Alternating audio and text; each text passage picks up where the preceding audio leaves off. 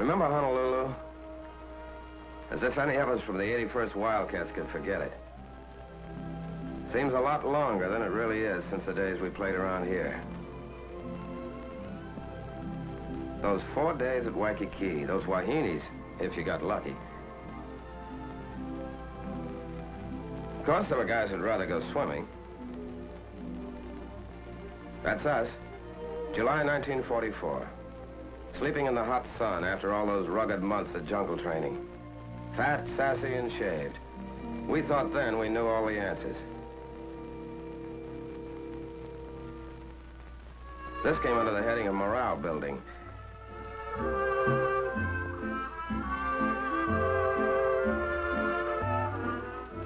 Of course, some characters needed more than others.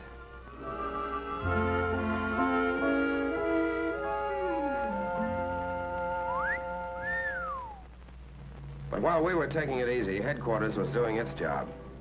General Richardson, commanding general, Pacific Ocean area, and his staff were cooking up a different kind of party for us. It began the day we started on the boat ride, wondering where the hell we were going and how we were going to do when we got there.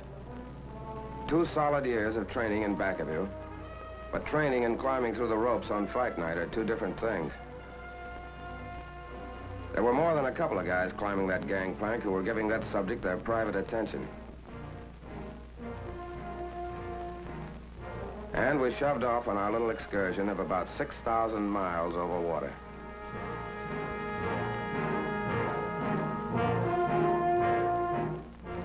We were going down under. That's all we knew. We'd have even been glad to see a Kapu sign if it were standing on dry land.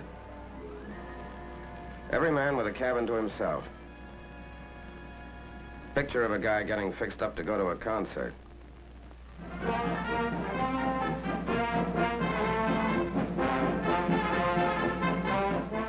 But it never made you stop wondering where you were going.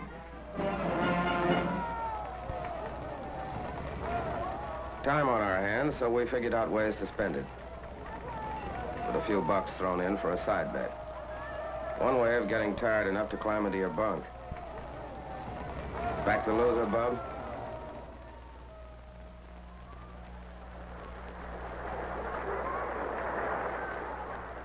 On number 3 hatch port side, the admirers of Lower Basin Street chamber music got it their way.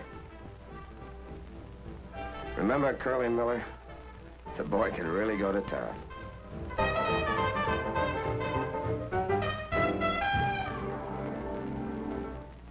The day we crossed the equator and the shellbacks got their crack at the pollywogs. And there's still some of us in the outfit who take off at the sight of a curved stick.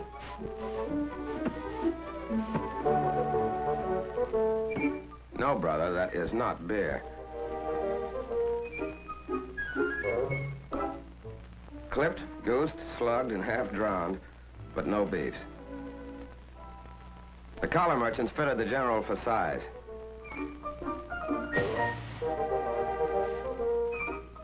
The local barbers gave him a once-over lightly. Dental inspection. A rub-down at the club. The treatment's finished and the general's a shellback. When you look back now, you can remember a lot of laughs on that boat ride, but mostly it was just plowing along through that ocean, under that sky tent, and waiting, and watching for Jap subs or carrier planes.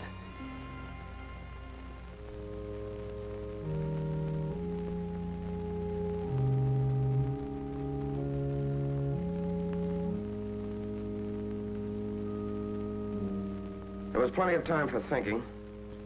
30 days for it. Thinking about a lot of things you remembered. Sometimes about what was ahead. That was a special kind of thinking. And when you looked around, you saw you weren't the only one doing it. Somehow it made you feel a lot closer. It was the end of August when we dropped anchor off Guadalcanal in the Solomon Islands to go ashore for our dry run.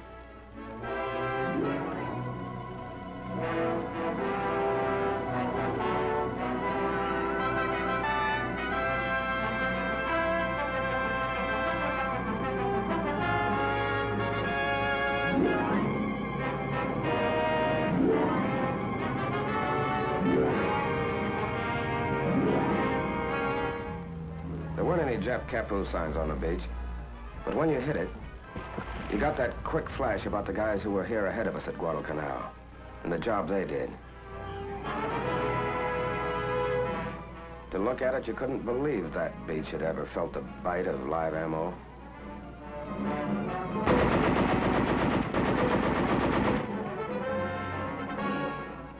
They said we did okay on the canal dry run. When we left the Solomons, we still didn't know where our next stop was, but it was getting closer. And when we got there, somebody was going to be shooting at us.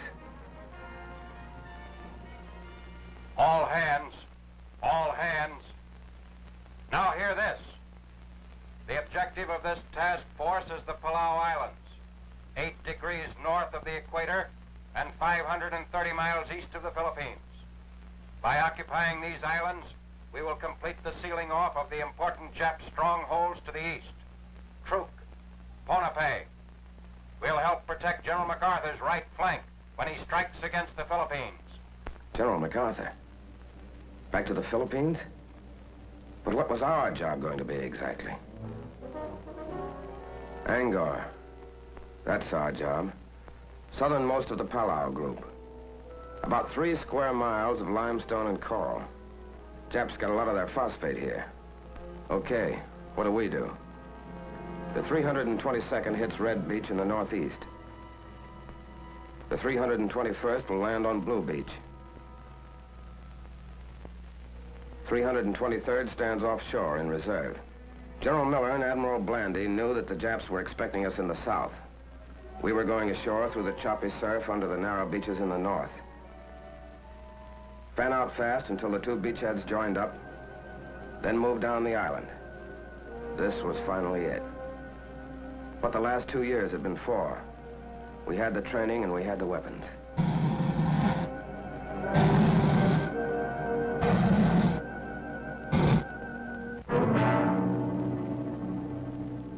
There was Anguar. On it, holed up in caves and pillboxes, was a tough Jap regiment with plenty of experience in China back of them. This was our first time. How were we going to do?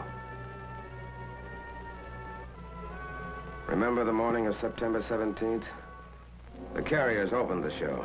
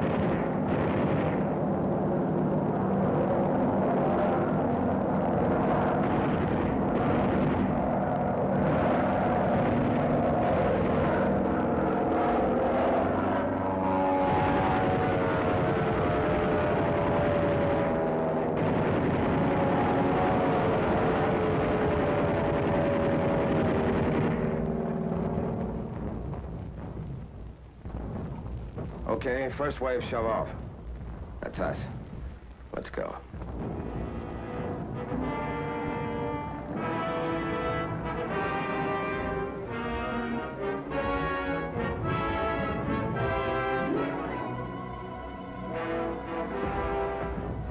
Scared?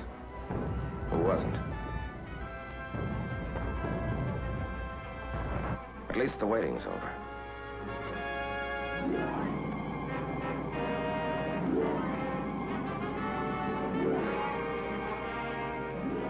We piled onto Red Beach.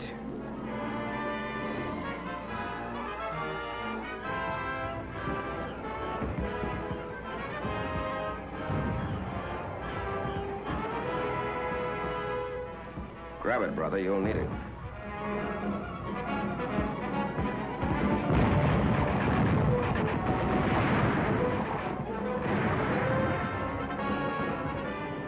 A 20-foot sand cliff to climb we didn't know about. And we were pinned down by machine gun fire and mortars. It helped to see other guys looking like you felt. But they were taking it too.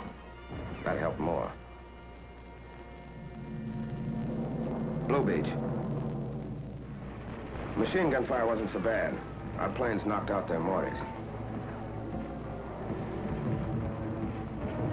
But still no place to get caught with your pants down.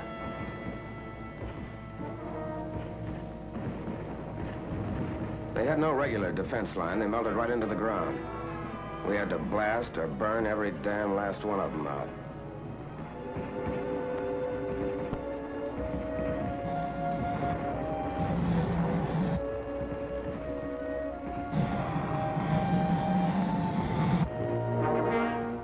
Naval artillery raised so much hell with Blue Beach, the Amtraks had a tough time making it.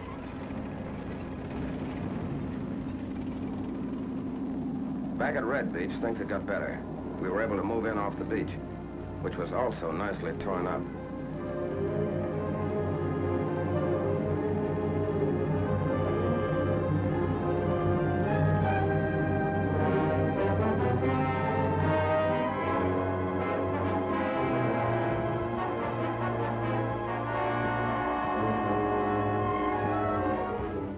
We started blasting them out of their rat holes with satchel charges.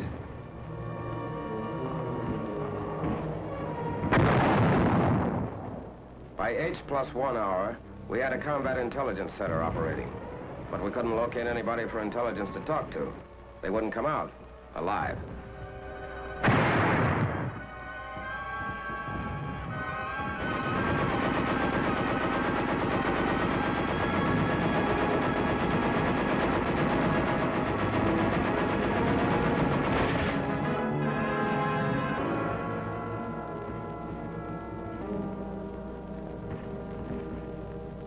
Medics brought casualties down to the beach while we went on burning and blasting, extending the beachhead. And for every litter that went out, 6 other guys came in.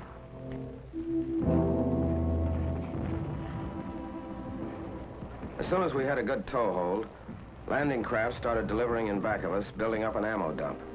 The Japs were still on high ground to the northwest, with mortars. They hit the dump.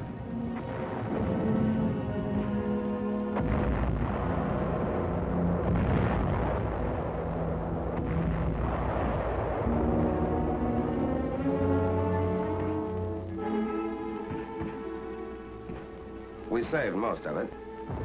But who wants to be a fireman at a time like this?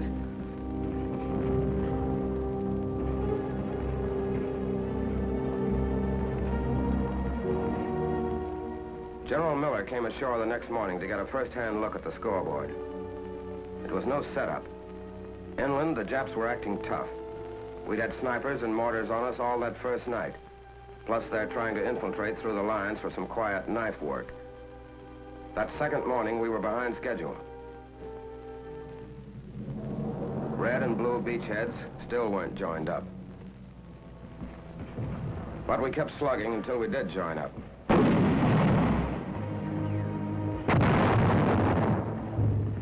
And all the time moving inland. Then we got to Shrine Hill. Remember? Caves 15 feet deep, dug out of solid coral. Entrances barricaded with coconut logs, leaving firing slits only a couple of inches wide.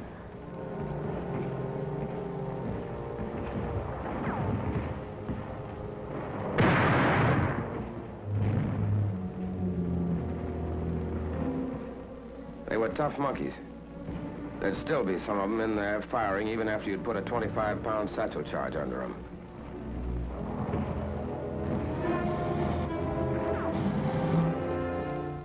Tough, all right, but they could be had.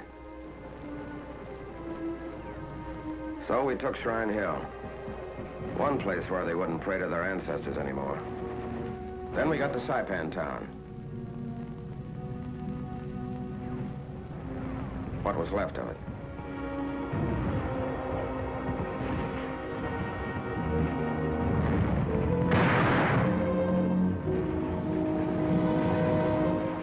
By this time, we'd cooked, blasted, or shot 600 of the little apes. And had what we came for, including the phosphate plant.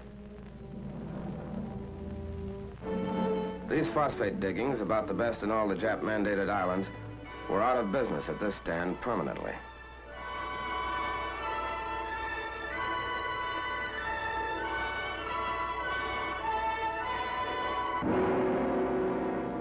We weren't taking chances. They know how to hide like the murdering weasels they are. We heard that some of them were still on high ground up to the north. But by the end of the third day, we'd shoved them back into the northwest corner and the southern tip of the island.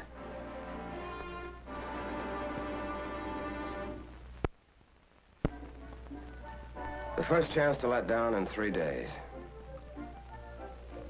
While you clowned around, there were a couple of things rattling around in the back of your head. These guys you'd been with a couple of years, you realized you hadn't really known them until the morning you hit the beach together. You had a different angle on them now, and wondered if they were thinking about that too.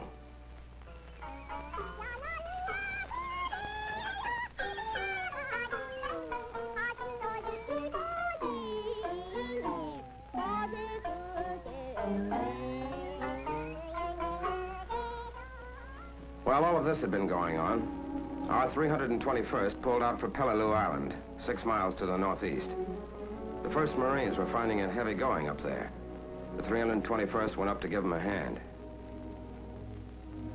The rest of us who stayed on Anguar had our own job to finish. The jungle was still lousy with Jap snipers, but we couldn't wait to clean them out to get the airstrip in. With a rifle covering every couple of axes, the aviation engineers started hacking out the strip. The sooner it's in, the sooner we can use it as a base to plaster the rest of the Palaus.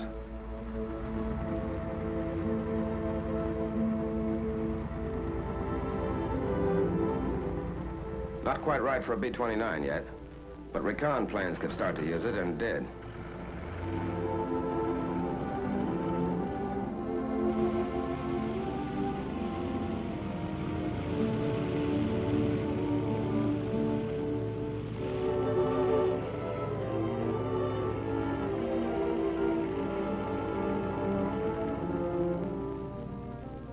That island way in the background is Peleliu, where our 321st was battling Japs. Anguar was ours, but not quite. Up in the northwest corner, there's a piece of high ground we were starting to call Suicide Hill. To get to it, we had to move up the narrow gauge leading from the phosphate works into the defile that, for good reason, got the name of Bloody Gulch.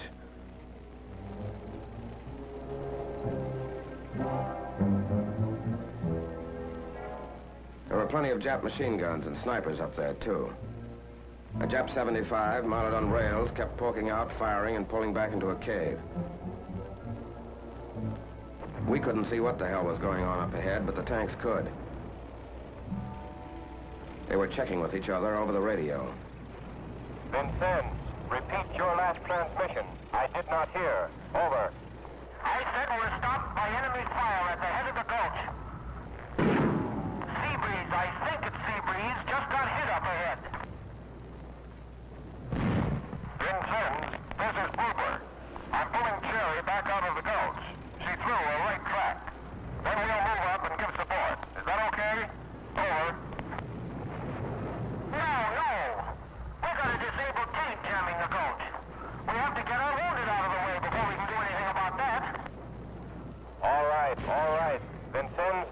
Cyclone, I'll tell you what to do.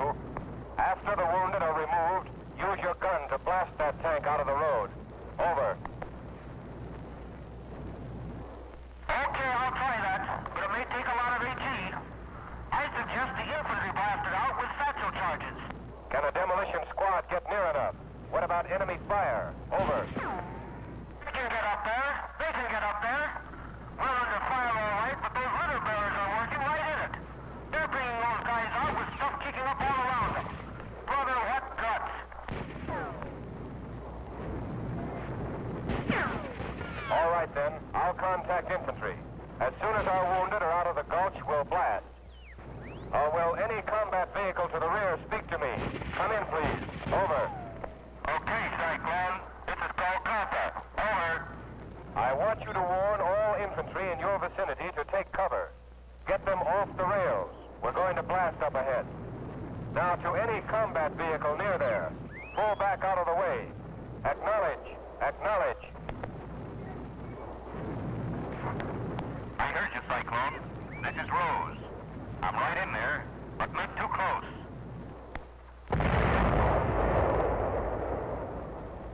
Not too close, he says.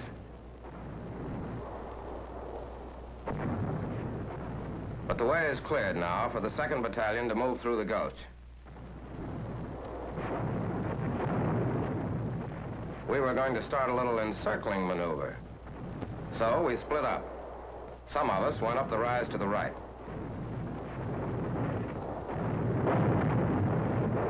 The rest of us went to the left, going in with everything we could carry.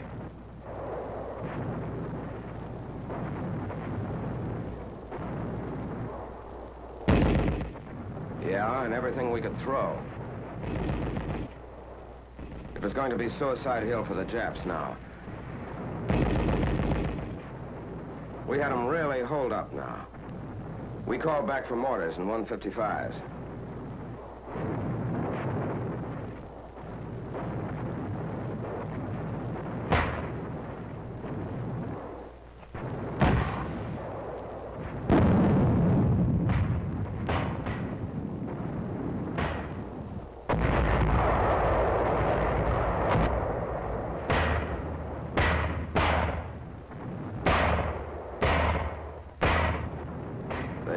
Got it. All afternoon and into the night.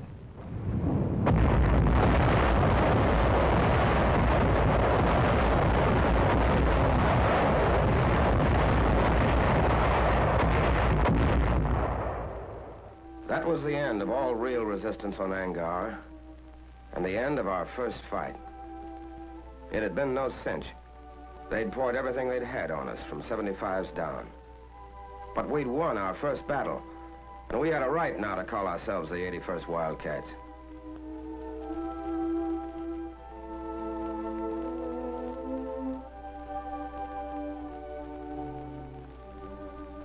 When you watched those guys come out, you realized something you hadn't known. How mad you got when the bastards hit the guy next to you.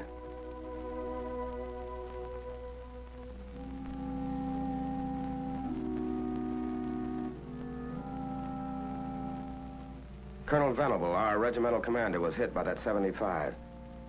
With the rest of our officers, he'd been right up there with us.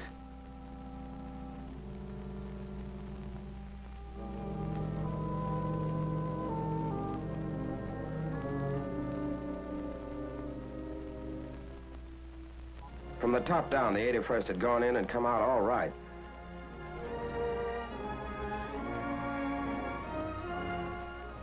These are the faces of men who fight. These are the tired faces of men who have seen death. These are the faces of men from your own hometown who carried the flag of America a step nearer to Tokyo. Look at these faces. Here's the boy who sold you gasoline on a Sunday afternoon. Here is an American boy. Looks tired, doesn't he? He is. Here's the boy who came calling on Saturday evening and took your daughter to a movie. Here's the boy that everyone predicted would make All-American when he went to the State University. But he didn't go. These men don't like war. But the enemy must be met and destroyed wherever he can be found. They know that. And so do you.